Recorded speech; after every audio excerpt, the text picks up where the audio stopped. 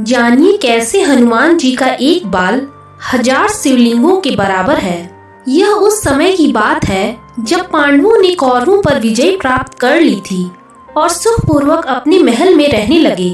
एक बार पांडवों के पास नारद मुनि आए और उन्होंने युधिष्ठिर से कहा कि स्वर्ग में आपके पिता पांडु बहुत दुखी हैं।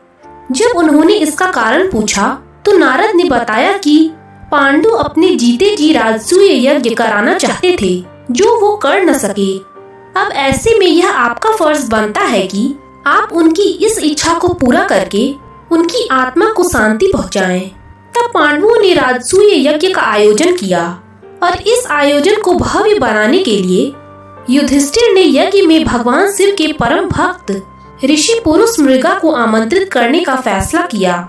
ऋषि पुरुष मृगा जन्म से ही अपने नाम के जैसे थे।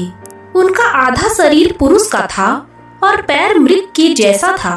उन्हें ढूंढने और बुलाने की जिम्मेदारी भीम को सौंपा गया। जब भीम पुरुष मृगा की खोज में निकलने लगे तो श्री कृष्ण ने भीम को चेतावनी दी कि यदि तुम पुरुष मृगा की गति का मुकाबला नहीं कर पाए तो वो तुम्हें खत्म कर देगा। इस बात से भयभीत भीम पुरुष मृगा की खोज में हिमालय की ओर चल दिए। जंगल से गुजरते समय उन्हें हनुमान जी मिले। हनुमान जी ने भीम से उसके चिंतित होने का कारण पूछा। भीम ने बजरंगबली को पूरी कहानी बताई। हनुमान जी ने भी यही कहा कि पुरुष मृगा की गति बहुत तेज है और उसका मुकाबला कोई नहीं कर सकता। उसकी गति मंद करने का एक ही उपाय है। चूँकि वो शिवजी का परम भक्त है, इसीलिए यदि हम उसके रास्ते में शिवलिंग बना दें तो वो उनकी पूजा करने अवश्य रुक जाएगा। ऐसा कहकर हनुमान जी ने भीम को अपने 3 केस दिए और कहा कि जब भी तुम्हें लगे कि पुरुष मृगा तुम्हें पकड़ने वाले हैं तो तुम एक बाल वहाँ गिरा देना। यह एक बाल 1000 शिवलिंगों में परिवर्तित हो जाएगा।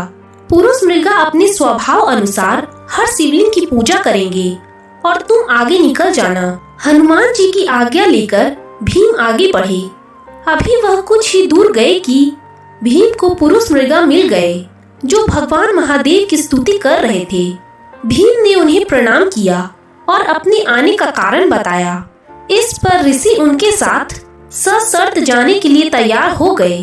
शर्त ये थी कि भीम को उनसे पहले हस्तिनापुर पहुंचना था और अगर वो ऐसा न कर सके तो ऋषि पुरुष मृगा भीम को खा जाएंगे।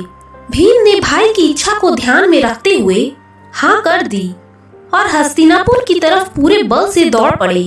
काफी दौड़ने के बाद भीम ने भागते भागते पलट कर देखा कि पुरुष मृगा आ रहे हैं या नहीं, तो चौंक गए कि पुरुष मृगा उसे बस पकड़ने ही वाले हैं। तभी भीम को हनुमान जी के बाल याद आए और उनमें से एक को गिरा दिया। गिरा हुआ बाल 1000 शिवलिंगों में बदल गया।